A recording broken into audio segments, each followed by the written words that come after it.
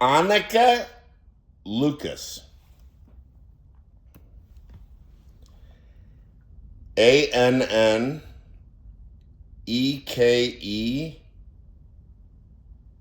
Annika Lucas.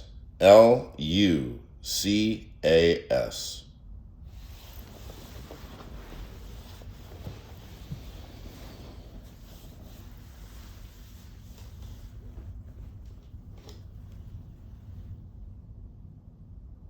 This is Epstein-related stuff. I mean, it's not related to Epstein, the name, so far as I know.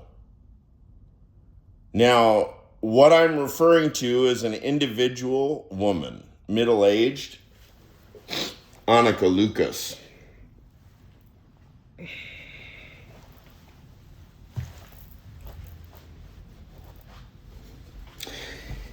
And she did several appearances on a recent podcast. I mean, this is, I think, about a month ago. A recent podcast called Heretics. And it's about, I don't know, survivors of cults and exploitation and stuff.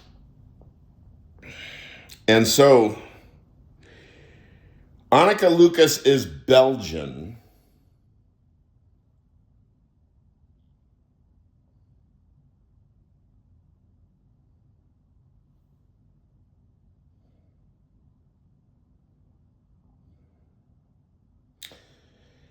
If you've seen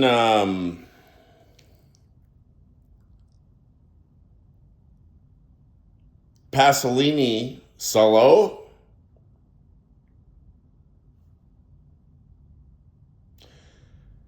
and you've seen Eyes Wide Shut,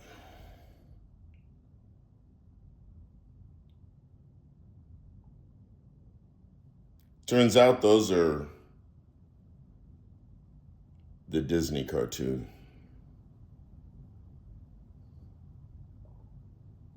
Verify it yourself. I can't verify it. These are just talking heads on a screen. What the fuck?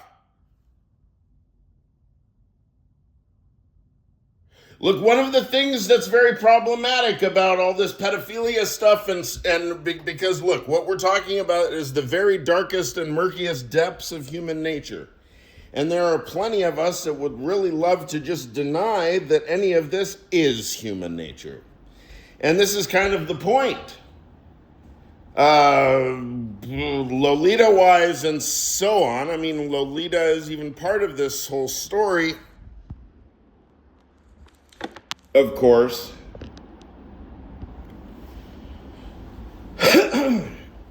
Lolita-wise.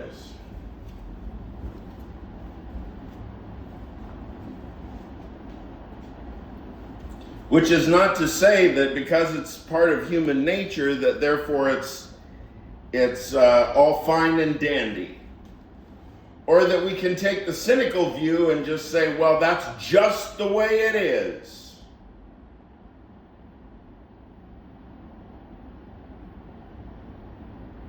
However, the difficulty is quite pronounced because there are generations and between the raw libidinal impulses that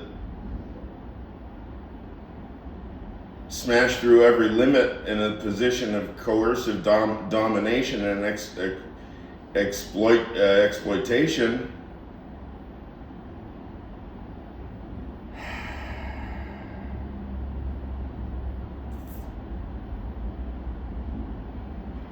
It is also quite puzzling for somebody like me to consider that people are really interested in this because, of course, I know Nietzsche as well as anybody.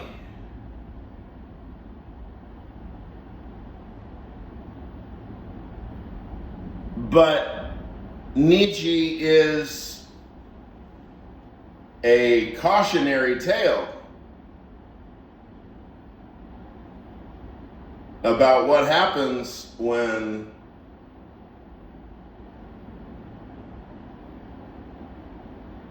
the wheels burn so fast and hot that you literally overbind every variable. You bind every variable.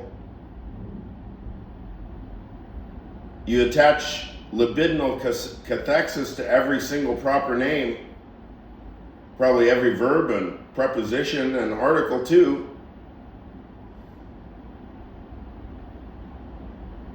And just incinerate yourself in the crucible of psychic binding.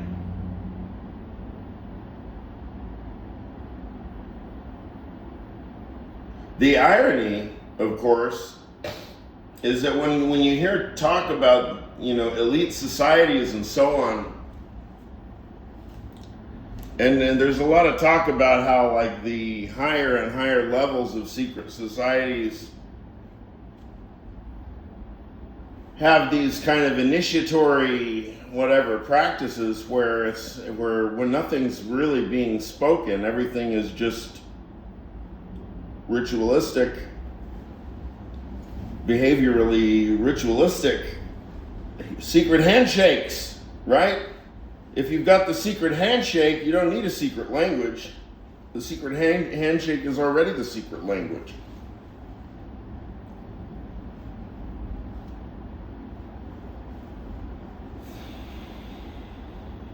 So it's fascinating that when greed, so you get people like, my father, Constantine, who, he's,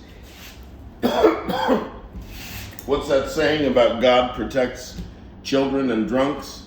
Well, he satisfies the latter category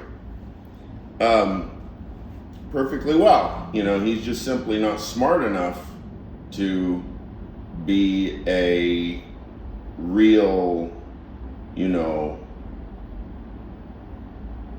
what was her first name? Bathory? I think it's pronounced Bathory, or Vlad the Impaler. I mean, all of this stuff has vast historic precedent. Again, just read. Sorry, I keep trying to cut myself off from saying the word again like that. But easier said than done. I can just replace one cliche with another. Again, easier said than done. Sorry.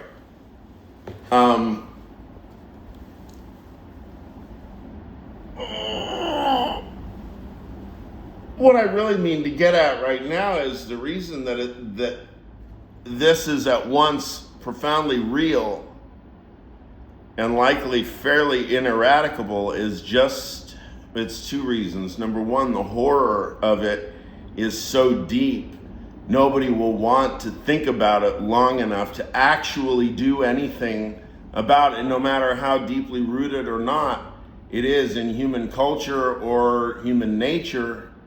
Nobody will want to analyze it and delve deeply enough into it to do anything about it, because in order to be in the position of somebody like Annika Lucas, right, who she says of herself, she says, for the past 40 years, I've been literally in kind of psychic damage control.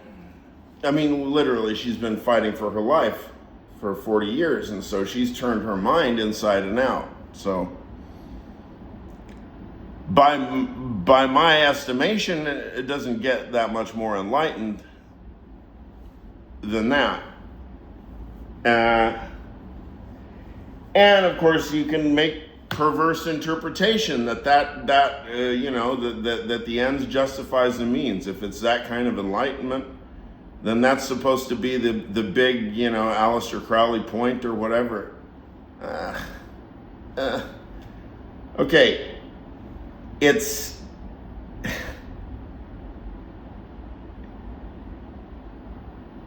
It's a rather expensive and one-dimensional form of enlightenment, probably. I mean, yeah, you get some relative degree of lucidity and transparency about your consciousness if you literally live through. I mean, so here's one story.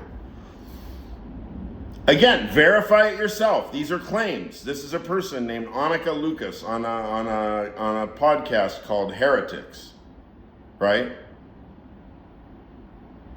So she tells story. This is just very isolated story. So there are children, 7, 8, 9 years old.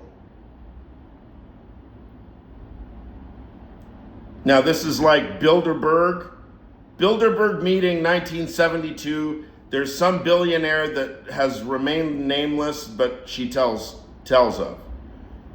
There, and now I'm already mixing up the stories, but anyway, they're kind of comparable. So anyway, 2 children are given to this billionaire. One child is to be murdered and the other child is to be raped as the murder is taking place. Now, another story that Ms. Lucas relates is the idea that in this kind of scenario, she, and as a child, she herself would be instructed that she has to perform the sacrifice. And we're talking about another child who's literally screaming their heads off because they know they're about to die. And they're trained to do fast sacrifice in order to minimize suffering. Notice this is all theological. This is all theological structure. This is Abraham, right? Isn't Abraham the first Jew or the first Christian? Or the first Moses? Or the first Jew, Christian, Muslim? Abraham, Isaac, EID. The EID. Who's the sacrifice for? Who's the sacrifice of the Second Temple for? Solomon too? Who's the sacrifice of Isaac for? Who's the sacrifice of Jesus Christ for?